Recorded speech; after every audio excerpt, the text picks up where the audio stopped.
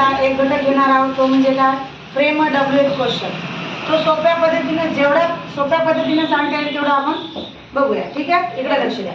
Frame WH question, frame WH question.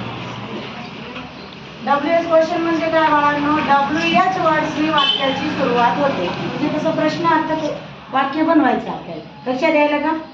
तिकडे लक्ष द्या. आता मी तुम्हाला एक ट्रिक सांगते. आपण लहानपणापासून एक वाक्य ऐकत आलेलो आहोत आणि म्हणत आलेलो आहोत. ते कोणतं आहे? What is your name. Rules लक्षात ठेवायचे नाही, काहीच नाही, फक्त हे सेंटेन्स लक्षात ठेवायचं आणि त्याचा सिक्वेन्स कसा आहे ते बघा. आता याच्यामध्ये what, who, whose, whom, when, why,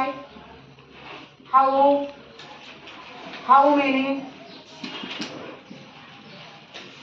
आणि त्याच्यानंतर whenever, when, whenever, wherever, where, wherever, असे काही शब्द असतात जे की WH वर्ड्सनी वाक्याची सुरुवात झालेली आहे. म्हणजे सुरुवातीला हे येणार. इकडे लक्ष द्या. तुम्हाला हे सेंटेन्स माहित आहे, सोपा सेंटेन्स आहे बघा, व्हॉट इज युअर नेम. इथं WH वर्ड्स आहे, हेल्पिंग वर्ब आहे, त्याच्यानंतर हे कर्ता आहे आणि कॉम्प्लिमेंट समोरचं जे असेल ते. इथं काय असणार, मेन सब्जेक्ट. आणि हा तो WH वर्ड्स आपण त्याला म्हणतो. लक्षात आलं? लक्षात ठेवायचं आहे बघा. सुरुवातीला हा सेंटेन्स लक्षात ठेवायचं, त्याच्यानंतर हे WH वर्ड्स लक्षात ठेवायचे, कोणते यूज करायचे. रूल्स लक्षात जास्त मी लिहून देणार नाही तुम्हाला, फक्त याच्यामध्ये जेवढं सांगते तेवढं लक्षात ठेवलं तुमचं वाक्य चुकणार नाही. लक्षात घ्यायचं. प्रथमेश, हे बघा, सुरुवातीला मी एक वाक्य घेतलं. काय घेतलं? Ram is eating a mango. सोपं वाक्य आहे बघा, सरळ सरळ दिले, अ मँगोला अंडरलाईन केले. तुम्हाला त्यांनी प्रश्न काय विचारला? Frame WH question. असा प्रश्न तयार करायचा जो की अ मँगो हा तुमचा आन्सर असलं पाहिजे याच्यामध्ये. मग आन्सर प्रश्नामध्ये कशाला येत नाही ना, मग येणारच नाही. अ मँगो हा येणारच नाही, कारण हे आन्सर असणार आहे. असा प्रश्न तयार करायचा तुम्हाला. सिक्वेन्स या वाक्याचं ठेवायचं बघा. WH वर्ड्स काय म्हणले बघा वाक्याचा अर्थ? Ram is eating a mango. काय म्हणले? राम आंबा खात आहे. खात आहे ना.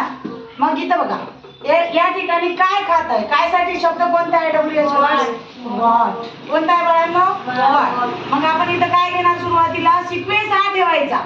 सिक्वेन्स हा ठेवायचा. प्रश्न आपल्याला या जे अंडरलाईन केलेलं असते कोणता WH वर्ड्स यूज करायचा याच्यावर ठरलेलं असते. हे WH वर्ड्स पैकी एकच घेणार. मग त्याच्यामधला आपण एक घेतला म्हणजे तो कोणता? व्हॉट. मग त्याच्यानंतर सिक्वेन्स कोणता आहे? सहाय्यकारी क्रियापदाचा. सहाय्यकारी क्रियापद WH वर्ड्स घेतला. बरोबर, लक्षात घ्या. त्याच्यानंतर व्हॉट इज, मग त्याच्यानंतर काय येणार? सब्जेक्ट येणार. वाक्यातील सब्जेक्ट कोणता आहे? राम. राम. राहिलेला शब्द कोणता आहे? इटिंग. शेवटी काय येणार? प्रश्न म्हणजे क्वेश्चन मार्क. मग प्रश्न काय तयार झाला? What is Ram eating. जमलं की नाही? आता दुसरं वाक्य तुम्ही करायचे, मी देणार. बघा घ्या.